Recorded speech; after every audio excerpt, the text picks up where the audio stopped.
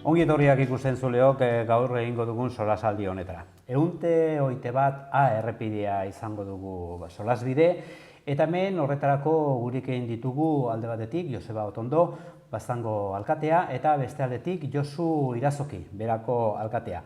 Ikusten duzuen bezala, bi leku hauek, herrialde hauek, zeharkatzen ditu ehunta hoite bat A errepidea.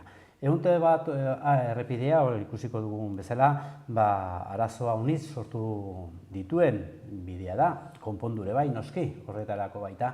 Baina honen inguruan, azken bolada honetan, bada solas bide. Besteak beste, etxegarate inguruan, hor ordainketa behar dela eta beldur baitira, batez ere Baztan eta bera aldean, eta erran dezagun Baztan Bidasoako eskualde osoan, horrek ere oraindik gehiago areagotu egingo duela, bertatik pasatzen diren, batez ere, kamioiak, hau da, garraio, zamak eramaten dituzten garraioak.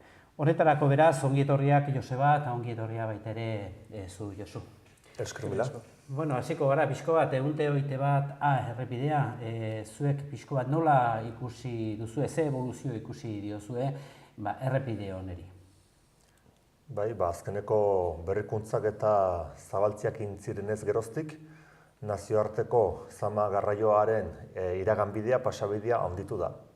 Horrek alare ez gintzen ustekabean hartu, zeren errepidearen zabalpena iteko tendorian, ordurako intziren txostenetan eta heldu baitzen eta itzinatzen zuten nazioarteko ezamen garraia handituko zela.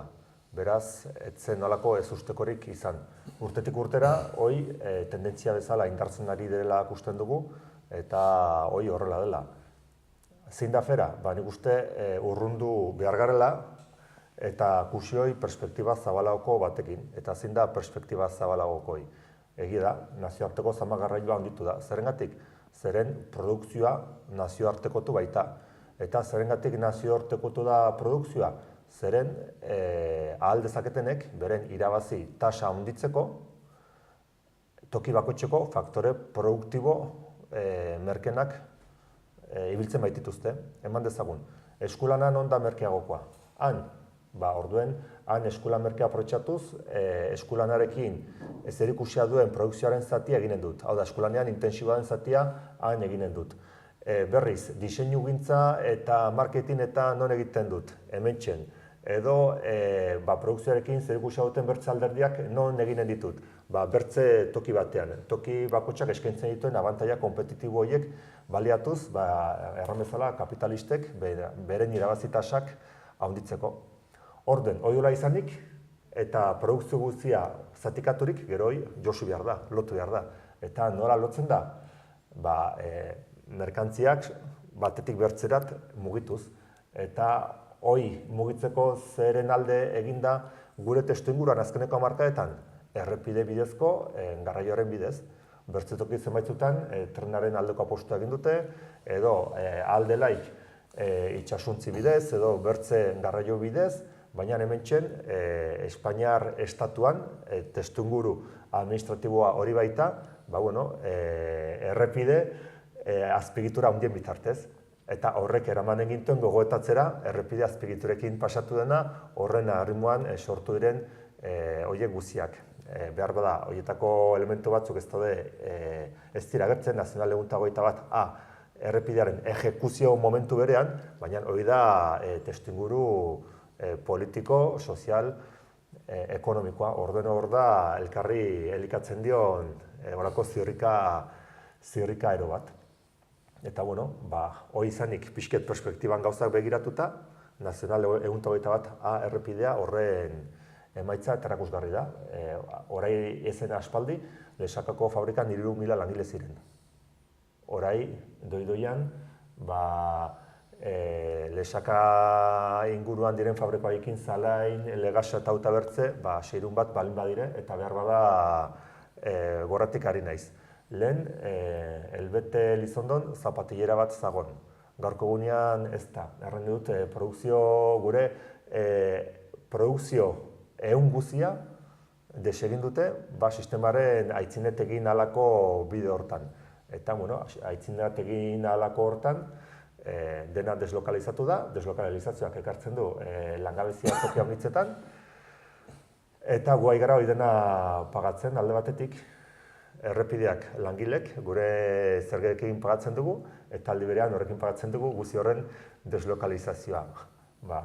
Sistema pixket bihurria ez, eta aldi berean egunero jasoten dugu kamion handi horien gane etorria, zeren aldi berean mugitzerak behartua gaude, Nafarroan azkeneko 10 guztioketan eman delako lurralde antolaketa jakin bat, eta horren ondorioz, gero eta zerbitzu gehiago, Iruñean pilatu eta konzentratu direlakoz. Orduen, hor gabiltza 2017 urtean guzioi koropilo handi batean bihurtu delaik horri konponbide bat eman nahian. Datuen arabera, pentsatzen dut beratik, garai batean, bera herritik, barna pasatzen zen 121 errepidea, gero duela ja 20 bat urte, ez nago oker egin zen hor zehar bidea. Ze datua dituzue pixko bat garraio eta autoari dagokionez. Gaur egun, 121 errepideak, zenbat auto, edo zenbat ibilbide zeharkatzen dute egunero. Bai, pentsa lehenengo trafiko hori dena herrian erdi-zerdi pasatzen zela eta gaur egun ezin da imaginature horrelakorik ez. Egunean nik uste 11.000 ibilgailu ibiltzen diren aratonat, eta horietik 3 bat pisutsuak edo kamioiak. Bai, izugarria da azkenian, horrek eragiten duena da, edozein errepidean jakizaren edozein deskuido, istripu izatea ez. Horrek ekarki du arriskua ez. Bere egunean azkeneko moldaketa hokin, endalsako zoku hori eta hor zubian bere egunean 2 kamioi ezin zirela gurutzatu ere, eta nahita nahiezko moldaketak behar zituen errepideak, izan duzen mugida koskorra gure eskualdean hori eskatuz, eta berrikuntza nahita nahiezkoa egin zen. Horrek pentsatzen dut berriz ere eragindula trafikoa igotzea, 15 atikan beharrian gure Nazional 121 atikan etortzen dire kamioiak, nahiko dutelako ibilbide hau, eta bertzetik gure konsumo ohiturak eta enpresa handi horien erabakiak eskulan eta dirua aurrezteko erabaki horiek dena eragiten du errepidean sekulako mugide izatea. Nik uste 2019an edo ez dakit noiz inauguratu zen azkeneko berrikuntza horiek denakin, segurtasunean irabazi dela gitza unitz. Badire puntu beltz batzuk guainikan nahi Zunbillakoa, berako irtera, beran ere guain dela urte pare bat edo izan duzen istripu handana bat. Hor errepide zati batzuk berritu zituzten eta horrekin hobetu da nahiko segurtasunean. Eta aldaketa hundirik gabe nik uste errepidean arriskua eragiten duna da trafiko densidade izugarri horrek. Beharko dire poliki joan puntu beltz horiek oraindikan hobetzen, istripu horiek galerazteko, orain gobernuak ematen du proiektu batzuk eta azterketa batzuk egin behar ditula, 2 gehi bat, 3 karril erabilera izateko ahalik eta eremu gehienean, ja hoberako diren eta... Josebak sakonki pixko bat aztertzen ari zara, aritu zara, nola den garraioaren kontua. Dena den, aurrera begira, ze iritzi duzu edo nola ikusten duzu etorkizuna, nola baite guzti hori hobetzeko, dagoen egoera 121 errepidean hobetzeko. Guk soluzio magikorik ez dugu, eta eman dezagun guk momentu bat aztertzen dugulaik eta momentu hortan ikusten diren arazo guztiak eskotan hartzen direlaik, hori da aitzinetik ibiltako bide luze baten emaitza ez, orduen zaila pentsatzea hori bapatean lasatuko dela. Baina adibidez, aitzineko urtean, horri ibiliginen lanian, Donosteben eskualderako ogasuneko bulego bat jartzeko. Eskualdeko jendei, ogasun kontuetan eta hortarako inbiarreko tramitiak eta eskualdean bera jartzeko. Eta iduriz zoraia bulegoi definitiboki jarriko dute eta hortik emanen zaio zerbitzua eskualdeko hainbertze jenderi. Eta horri buruz, Txibi, Donosteko Kakatia, Josu Tani, Mikel Aramburu kontxiliariarekin eta Luis Eseinekin bildu ginen urte bat, urte terdiero izan entzen. Beraz, zerbitzu bat, Iruñetik gartzen duguna eskualderat. Solasean aidire, Solasean aigara, Donostebe pixki bat indartzeko osasun arreta gune bezala. eta horri buruz oino ez da pausu konkretuik eman, hori hola iteko, baina solasak eta jaua polikia itzenatuak dire. Beraz, zerbitzu bat eskualderat kartzen dugu. Nik uste parte bat hori den. Egunerokoa, ahalik eta neurri handienean, eskualdean berean egin ahal izatea bere untan bizigaren herritarrak. Eta hoi, aldi berean artikulatu ahal izatea garraio publiko kolektibo sistema batekin. Beraz, nik uste guzi untan gauzoiek ere sartu behar diren eta gauzoiek ere beren balioa manbihartzaien. Horrekin batean, garbi da, nazioarteko zama garraioak zer bura ustek hartzen dituen. Unat heldu nitzelaik, aitzinean nuen kamionak urruneko matrikula zuen. Ez da zer eraman entzuen. Seguraski, eskualderako bueltan, holako kamion pile batekin gurutzatuko gara. Igual, izan dire aguakateak, Almeriatik edo ez da ginorik hartzen dituztela aratera mateko, bertzian izan dire ez da gizer. Hoi merke atratzen da, zeren petrolioa merke eskuratzen albaita, merke eskuratzen alda, ikusten garen ekialde hurbilean eta azkeneko aldeko interbentzio militar guztioiekin eta zer pasatzen nahi den. Baina petrolio gehien aterazitek momentu bat aiatu gara. Momentu batean aratunat eramate hoi, orai bezain presio merketan ez da posible izanen. Orai arte ere, aratunat mugitze hoi, presio merke batean posible izan da, zeren azpiegiturak denen artean pagatu ditugu. Etxean, urrunetik harretako fruta baten egazko prezio ez dugu pagatzen. Guk hartzen dugula Txileko sagarrak, Txileko sagarra hoien egezko prezioa ez dugu pagatu. Zeren hortarako behar izan tien errepide azpiegitura guztiek suposatzen da, denen artean zergekin estatuaren bitartez pagatu ditugula, baina ez daude hor interiorizatuak, zaren ginen bezala. Pentsatu beharko da, konponbide guztiuntan hurbilago produzitzeari buruz, hurbilago kontsumitzeari buruz, eta nazioarteko zama garraioa txipitzeari buruz. Eta horrekin batean, lurralde antolatzeko tenorean, tokiko mapari buruz solasean ari gara, tokiko mapak burutan duena da administrazioaren arrazionalizazio bat, nik uste eskualdeak gero eta gehiago beharko duten izan, eguneroko beharrak, ez bakarrik zerbitzuak, baizik eta lan beharrak eta egunerokoan ondasun eta zerbitzuak produzitzeko tenor hortan, horiek banatzeko tenor hortan izin beharko dute oinarrizko unidade geografiko batzuk bizitza antolatzeko tenorean. Eta hori hola den neurrian, flujo horiek, ganetorri horiek, behar diren guztiak ibili, baina arrazoizkotasun eta neurrizkotasun parametro batzutan. Horreiko sistema honekin, bakigun dago azin. Beti gauze bat konpontzekotan problema handiagoko bat sortuz.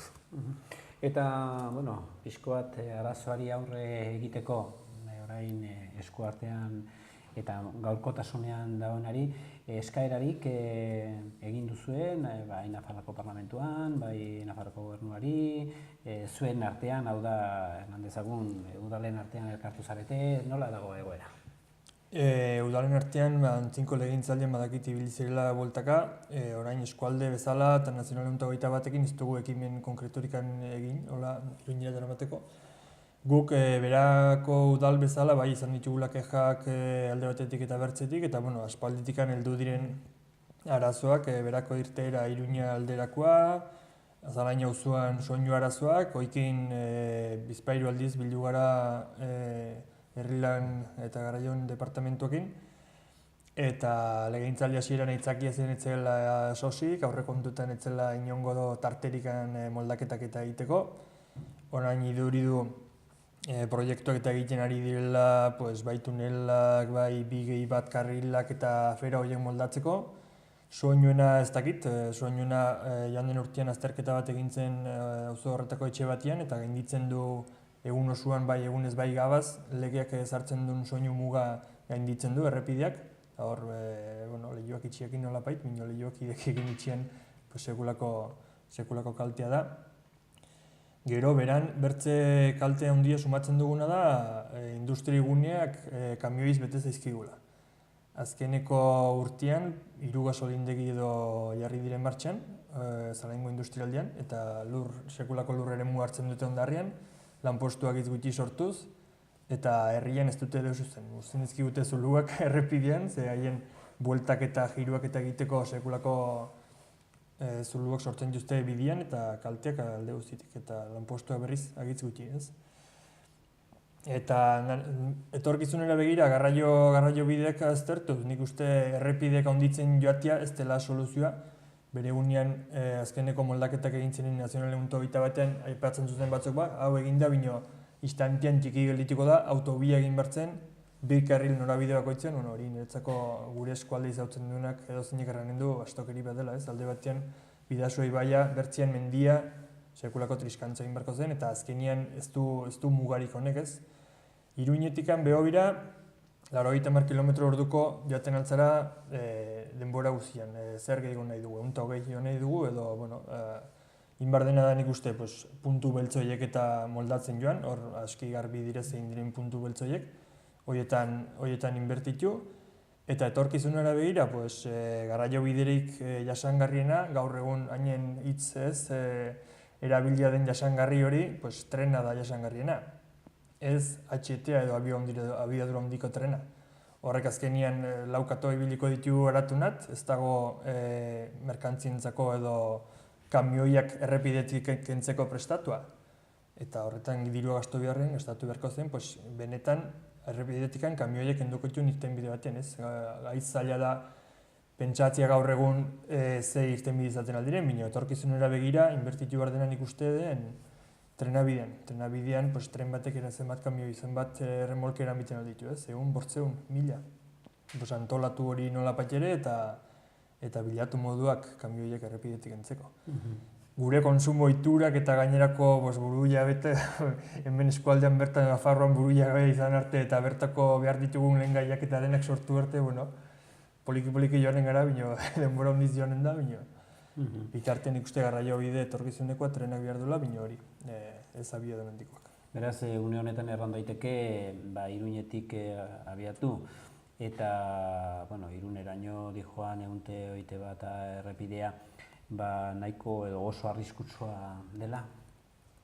Bai, nik uste estatistikeko bera erakusten duten, hor gertatzen diren istripuak horren erakusgarri dira, eta horrekin ezkara duz berria erraten nahi. Zoritxarrez, maiz, errepide tarte hori, prentxan agertzen da, hor gertatzen diren istripuengatik. Eta arriskutsua da, arriskua ematen da, istripua gertatzen dire, eta hor dago arrisku objektibo bat. Josuk aipatu ditu hainbertze punto beltz, horiek dagoeneko ja definituak daude eta zehaztuak daude eta ongi aztertuak zarengatik, eta gero hortaik aparte, errepide horrek duen densitatearengatik, duen trafiko ezaguarriengatik eta azkenean pertsonak garrelakoz, eta gu sortzen ditugun arrisku egora horiengatik ere, errepide arriskutsua da. Eta zorionez, batzuk ez dugu egunero ibil behar izaten, laner gateko, ikaster gateko, edo nik zerrak izertara gateko. Eta orduan ez dugu bizitzen gure eskualdean jende handitzek bizi duten hori. Hau da, egunero, goizian goiz, Iruña alderat abiatu, edo behar bada Irun alderat, eta gero atxalde apalean, lanetik Lerrina itzuli, horrek badakarren guziarekin. Goizean, erdi mokerra abietu, asteko pisu guzia hor duzula, eta gero atxalde apalean itzuli nekiak jota. Eta hori gola da, eta hori... Kamioi aipatu dugu, garraio zamak eramaten dituzten kamioa omnitz dabil, hauek beren muga, abiadura muga, 80 kilometro orduko dute, hori noizbait aztertu edo begiratu da, gehiagiren, beraiek sortzen alduten arriskuengatik, batez ere maldetan, hau da tunelen mandan ondotik edo dauden bihurguneetan, horren inguruan zerbait noizbait begiratu izan da, aztertu izan da nahi dut batez ere hemen garraio departamentuarekin edo dagokionarekin, pixko bat errepidearen baita ere ez agian erabateko neurriak, baizik tarteko neurriak zerbait noizbait solastu zarete? Ez dakit azkenik aztertu den nola ze erran nahi duzu, ja errespetatzen dituzten, ez dituzten edo bai, errespetatzen, badago edo neurri- gehiagizkoa den 80 hori. Bai, neurria 80 dute beraiek mugan ikuste ez, baina alden, bueno, 80 joango dire bai zuzenetan, kurbatan eta beraiek ere nahiko seguraski lan baldintzen aldetiken eta aski estutuak ibiliko dire eta bueno, 80 km/h joki baldin bezala, pues atzetiken jaitxun bulkaka etortzen dire ez, eta segulako kamioi pila ibiltzen dire eta istripu handitzetan ere kamioiak dire tartean. Eta Josuak aipatzen du neke hori eta horien kasuan are gehiago eta pentsatzen dut orain egin behar dituzten azterketa hauen barrenian ere sartuko direla puntu horiek edo toki konkretutan gehiago nabarmendu abiadura muga horiek eta hori berako kasuan adibidez kurba bat agitxarra hor istripu handitz izan du direnak berkoleko eskina horretan hor aipatu izan duzen, radar fijo bat jarri behar baldin bada, jarri, bertzela 3 karriletan heldu dire eta segitzen dute martxa berian eta azkenin sortzen da hor puntu beltzat. Holako gauzak, bai, ni horren aldeko naiz, errepiden aldaketa izugarrizkorikan egin gabe, ikusi non denen arazoak non ematen diren puntu beltz horiek eta horiek moldatzen joan. Bai, zergatik agian gertaleike edo zeinentzat, bintzat autoa gidatzen duen edo nentzat, batzutan kamioia metro batera duzula, bai aurretik eta bai atzetik.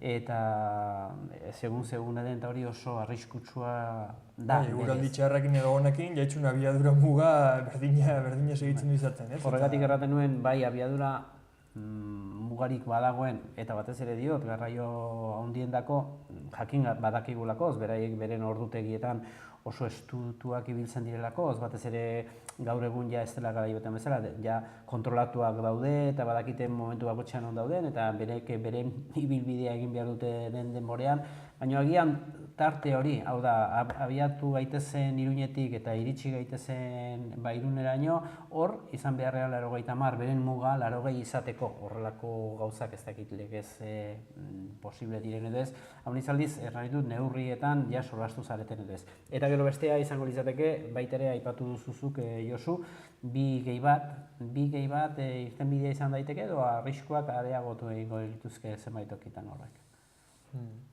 Nola ikusten duzu? Nik ez dut agitz garbi nola den sistema, badakit, banatuko dela errepidea 3 karriletan edo alden tokian eta aurreratzeko eta errastasunak eman. Ez dakit, beldur pixkoat ematen du, baina sobera ezagutu gabe ez dakit. Ongi adierazten baldin bada zein den alde bakoitzeko norabidea eta noiz bueltatu hartzun zure karrilela eta... Bai, nola nahi ere, hori da ez. Orai, errain duke, kasik urte terdi luze, Nafarroan hasi ziren iten Nafarroko garraio publikoaren plangintza berria. Gure eskualdean ere intziren gogoetak, ekarpen pile bat intziren.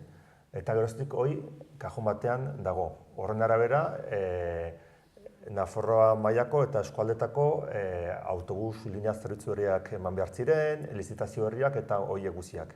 Nik uste horrek aski kostu publiko gutxia duen. Eta iteko dago. Eta nik uste horrek lagunduko zuen egunerokoan jendeen gantorria seguruagokoa iten, erosoagokoa eta eskualdea ere artikulatzen eta eskualde mailan hainbertze gauza bururatzen. Eta hoi, puskaz erresago idiruena iteko dela, gutiago kostatzen dena horra parkatua dugu, eta aigara berriz ere zabaldu behar dugu, handitu behar dugu, eta azta gizar eta beharko denean, handitu beharko da eta zabaldu beharko da, baina hor baitugu gauze pile bat iteko ino.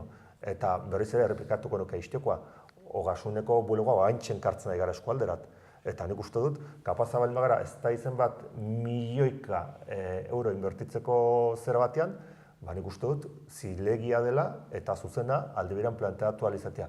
Eta hau hemen inbertitzeko pres baldin gaude, zerengatik ez dugu baloratzen ere bertzen moduntan inbertitzea bertze gauza oketarako. Beraz, horrekin nahi duzu, adibidez, bazan Gorzeri Malderrekatik Iruñera etorri behar duen jende guzi hori, zerbitzu hori hartzeko, han bertan jasoko zuela eta bidai guzi horiek kendu egingo liratekeela, ez da? Eta horregatik, Ez hain automatikoan, ez da hain automatiko izan, nik uste klabe horrekin ere lana hain beharren. Guk ez dugu zengatik asumitu behar zerbitzu guztiak Iruñen izin behar ditugula. Ogai berriki, azkeneko datuak aipatzen ziren, eta nola Euskal Herrian, Euskal Herriko hiriburuak kontutan hartuz, Euskal Herriko jendea den hiriburuetan pilatzen. Eta Nafarroan nabarmena da, Nafarroan Iruñan 200.000 biztanletik goiti bizi dire, 205.000 biziko dire, eta gero gainerako guztiak kontuan hartu dugu goztik, Barainain, Burlata, Tarrabia eta Bertze guztiak 300.000. Nafarroa erdia baino gehiago, puskaz gehiago, Iruña herrian bizi de. Eta oraiko lurralde antolaketa ereduarekin horri buruz guazi, edo zen gauza ikasteko Iruñerat ere bai. Oino oraia igara eskualderako lanbide heziketan berritu sendo bat horren gaineko lanketa egiten. Horrek karri beharko luke gauzak onbidean, lanbide heziketa ikasi behar duten ikaslek, horietako haunitzek Iruñerako bide egiten bat baute, horietako parte bat eskualdean gelditu alizatea. Orduen, unek baditu alderde haunitz, eta nik uste konplejutasun horte behar dela plantatu afera guzien. Eta duri gabe, eskualdeak behar dire indartu.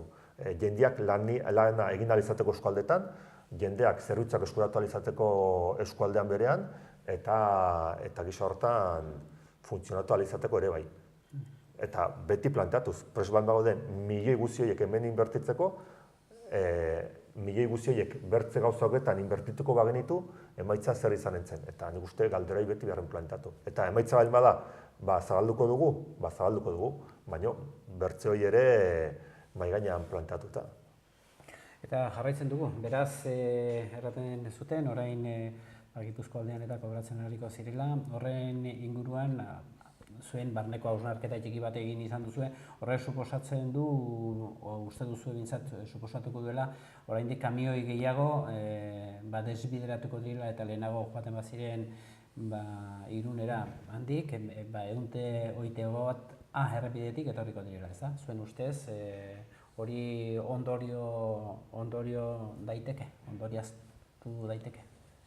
Segurazki bai, txiki gura gutxi gora bainpen ez da joanen, kamioien eta joan etorria.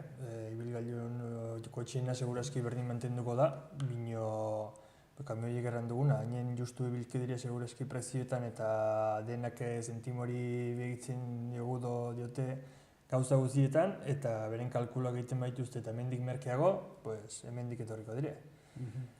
Hor, aipatu zen, peajea jarri barrote zen edo ez, hemen, ez dakit. Ikusten baldin badugu ibilgailuan joan etorria gehitzen dela, erabaki horrekin, hemen ere ibilgailu astunentzat egin planteatu horriko da zerbait ere. Zuek horren inguruan, ja Nafar gobernuari dei horren bat egin diozue, hartu emanak izateko, erran dut bileraren bat, nola dago egoera horren inguruan? Gure kasuan, Baztango kasuan, ganden abenduko osoko bilkuran,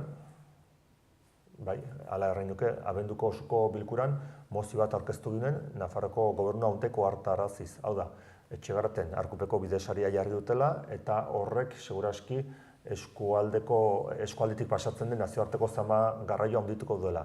Kalkula batzuen arabera, porzentaje batzuk ere dagoeneko jendeen agotan ibilki dire. Zenbaitzuk arraten baitute, uneko 28 ere handitu daitekela nazioarteko zama garraioaren gantorria. Hala izin den ez dakigu, baina datu horiek aipatzen dire.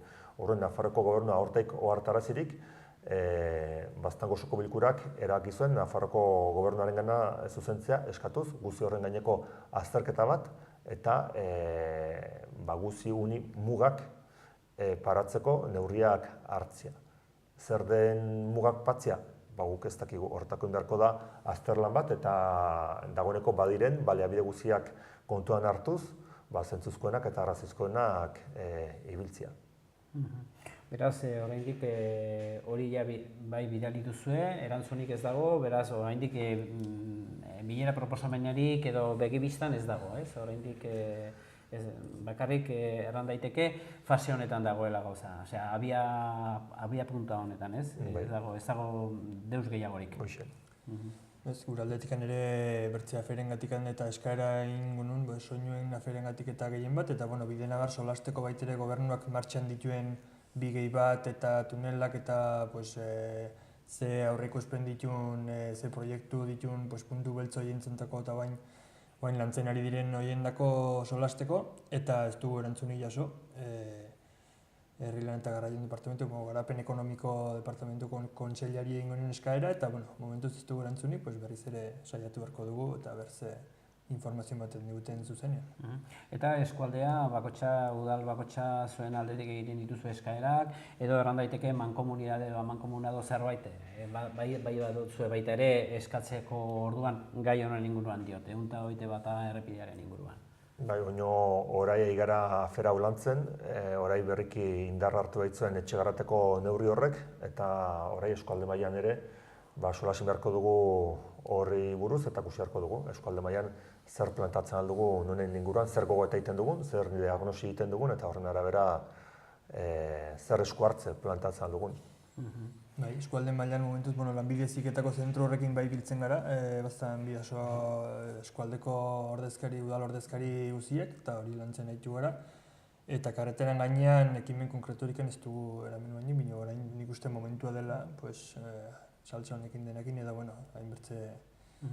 Hori eta gero baita ere orain tokiko markalizazio berriak edo toki izendatze berri guzi horrekin, horre nolabait ere behartuak zaudete ez, nolabait ere elkarrekin gehiago solastea eta zenbait gauza adostea, ez da?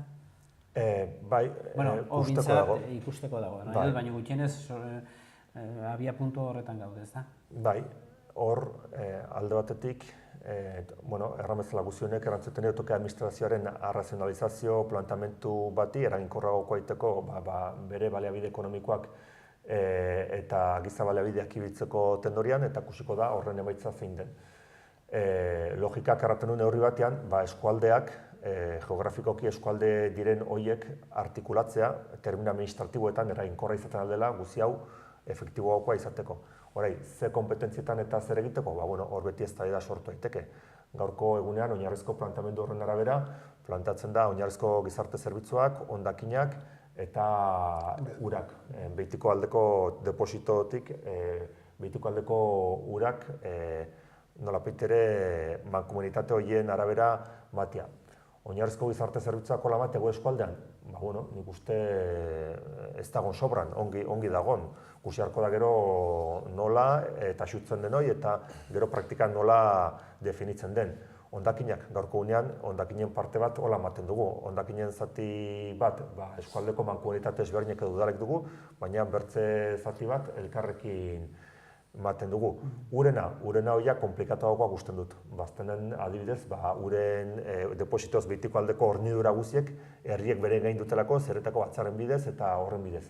Horren hori buruz, buelta bat eman beharko dugu eta guk txeke zuririk ez diogu gobernuari ematen. Orduen, hori ez tabaidatzeko dago, baina Ipar Euskal Herrian ikusten baduzu, azkeneko 20 urteetan, kantonamendu zaharrak zituzten, ondotik herri elkargoak sortu zituzten, herri elkargoak gero elkartu zituzten, Baigorri Garazi momentu jakin batean, orai hiri elkargoa, mankomunitate oso bat Ipar Euskal Herri guzirako, eta denbora guziuntan, azkeneko 20 urteetan, aldaketa handiak mantuzte, beren toki administrazioa eta administrazioa orokorrean antolatzeari buruz.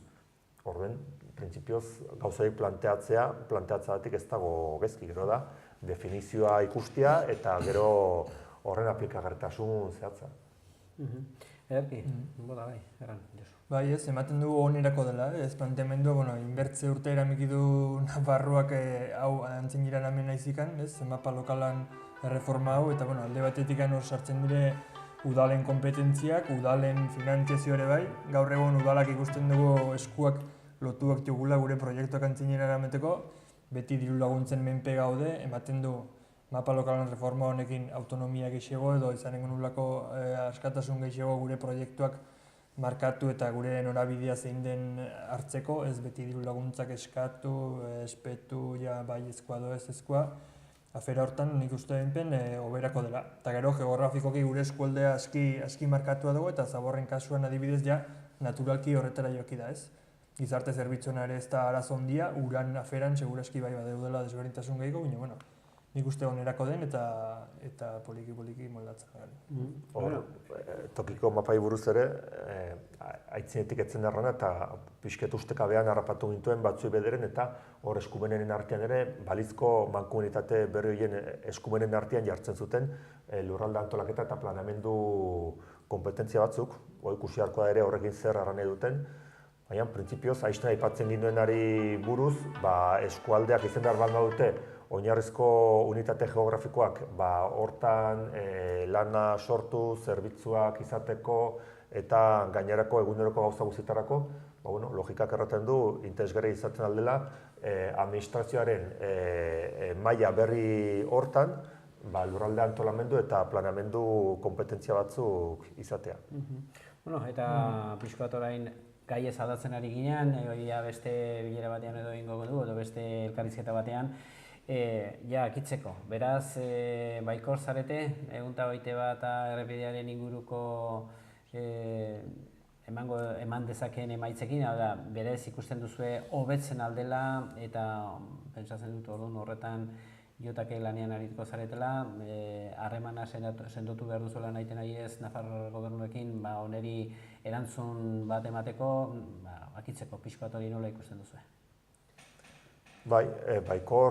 Nik baikor ez nuke erranen. Nik erranen nuke errepide komplikatua dela, Josuk eta goneko aipatu du eta zerrendatu du punto beltzak, orduen punto beltzoiei lehenbailen konponbidea eman beharko zaie, eta gainerakoa Nazional 121 A errepideak kartzen dituen arazo horiek, alde neurrian konpontzen beharko dira, baina ez ditugu berelakoan konponduko, eta behar bada sobera errepikatzen naiz, baina edo antolatzen dugu produzitzeko, kontsumitzeko moduek edo petatzuak jarriko dugu aldiero.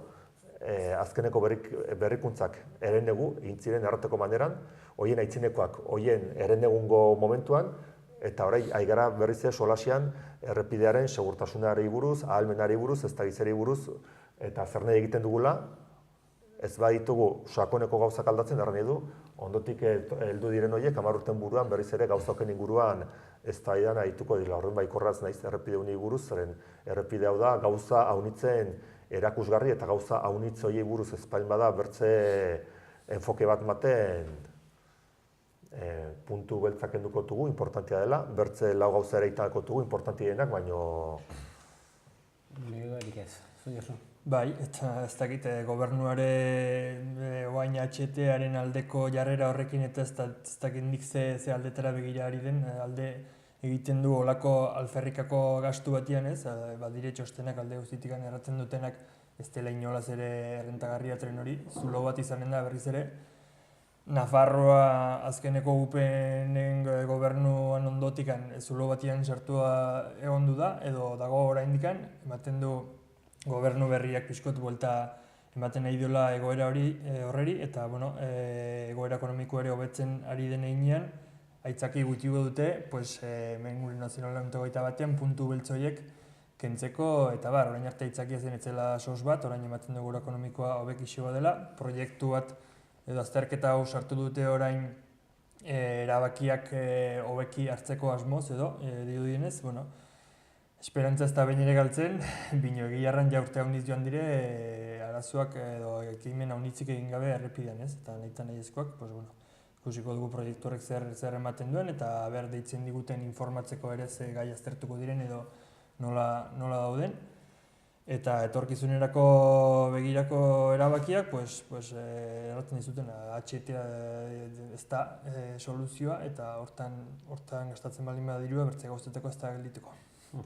Ederki, Joseba, esker mila hemen izateagatik, baita ere zuri Josu, gaur 121 errepidearen inguruan aritu gara, baina hemendik aintzin izango dugu tartean, udal ezberdinetako eta toki ezberdinetako gaien inguruan aritzeko parada. Esker mila hori izateagatik eta zuei esker mila hemen izateagatik. Ez da zaren.